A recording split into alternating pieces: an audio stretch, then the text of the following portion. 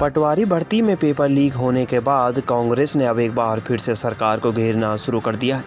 हल्द्वानी में नेता प्रतिपक्ष यशपाल आर्य के नेतृत्व में कांग्रेस कार्यकर्ताओं ने मौन उपवास रखकर सरकार के खिलाफ जोरदार प्रदर्शन किया। इस दौरान हल्द्वानी के बुद्ध पार्क में सैकड़ों कांग्रेस कार्यकर्ता व प्रतियोगी परीक्षाओं में भाग लेने वाले युवा मौजूद रहे। सरकार के संरक्षण में भर्तियों में धांधली का आरोप लगाते हुए नेता प्रतिपक्ष यशपाल आर्य ने कहा, पहले उत्तराखंड अधीनस्थ सेवा चयन आयोग की भर्ती हो या फिर अब उत्तराखंड लोक सेवा आयोग, युवाओं के भविष्य के साथ खुलेआम खिलवाड़ हो रहा है। उन्होंने कहा कि केवल दिखावे के लिए गिरफ्तारियां की जा रही और कुछ दिन बाद आरोपी बेल में छूट जा रहे हैं। यशपाल आर्य ने कहा कि लोक सेवा आयोग के गोपन विभाग के जिस अधिकारी द्वारा पटवारी भर्ती परीक्षा का पेपर लीक किया गया है, उसी के द्वारा उत्तराखंड पीसीएस परीक्षा के भी क्वेश्चन बैंक बनाए गए हैं।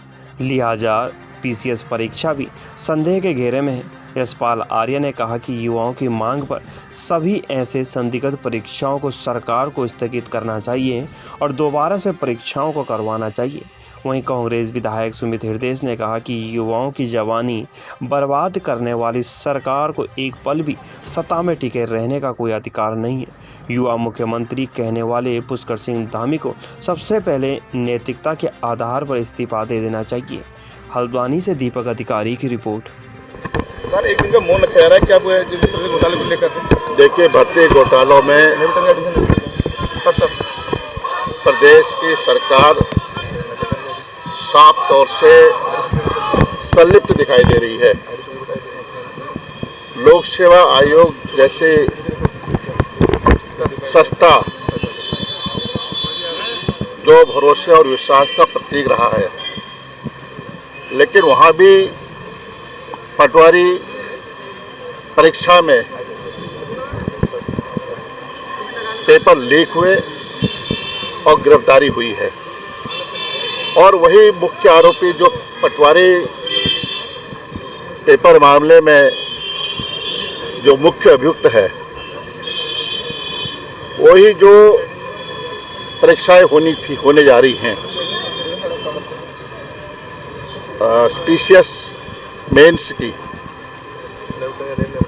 वो तत्कालीन अनुभाग अधिकारी रहा है, जो सिलेबस में उसके हर पृष्ठ पर उसके साइन है, सिग्नेचर है।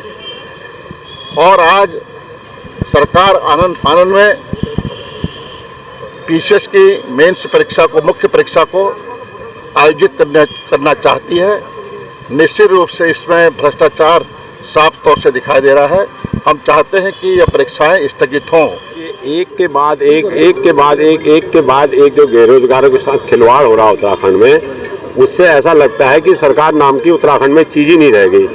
इतनी अराजकता, लोगों को कानून का बिल्कुल भी भय न होना, एक के बाद एक पेपर लीक हो रहे हैं, दिखाने को कार्रवाई भी हो रही है, SIT जांच भी हो रही है, लेकिन उसके बाद फिर वही घटना हो रही। तो ऐसा लगता है कि प्रदेश में आज अराजकता का ऐसा माहौल हो गया है कि लोगों को कानून का कोई न भर है, न भय है, न कोई डर है, और धड़ल्ले से लोग जो है जो गलत काम करना है कर रहे हैं। तो इसलिए आज देख रहे हैं आप, ये सैकड़ों हजारों की तादाद में यहाँ पर एक आह्वान पे कल शाम यहाँ पर धरने बैठने की बात हुई और लोग खुद ब खुद यहाँ पर धरना स्थल पर आ रहे हैं। तो आज ये जो चुनी हुई सरकार थी, ये पूरा विश्वास खो चुकी है। इनको सरकार में बने रहने का कोई हक नहीं है। इसलिए आज हम यहाँ पर उपवास रख के माननीय नेता प्रतिपक्ष जी, विधायक जी हमारे साथ हैं, उनके नेतृत्व में यहाँ पर कार्यक्रम रखा है। और हम पूरे प्रदेश सरकार से मांग करते हैं कि इन बेरोजगारों के साथ इस तरीके से आप खिलवाड़ मत कीजिए। एक के बाद एक तमाम जो हमारे भर्ती घोटाले हो रहे हैं, उससे मतलब जनता में राज्य के प्रति, सरकार के प्रति विश्वास से भर्ती भ्रष्टाचार माफिया प्रदेश की चयन व्यवस्थाओं पे हावी है। बिना राजनीतिक संरक्षण के मैं नहीं मान सकता हूँ, कोई नहीं मान सकता है कि इतनी भारी पेपर लीक की व्यवस्था यहाँ चल रही है। ये पेपर लीक प्रदेश के नाम से जाने जा चुका है, घोटाला प्रदेश के नाम से अब शुमारी पा रहा है उत्तराखंड, जो देवभूमि कहलाती है। तो इसलिए इससे बड़े शर्म की क्या बात। ऊपर से जोशीमठ में आई हुई आपदा, जिस पर सरकार की निरंकुशता साफ जाहिर हो चुकी है, साफ प्रतीत करती है कि ना कहीं विकास है, ना किसी का साथ है।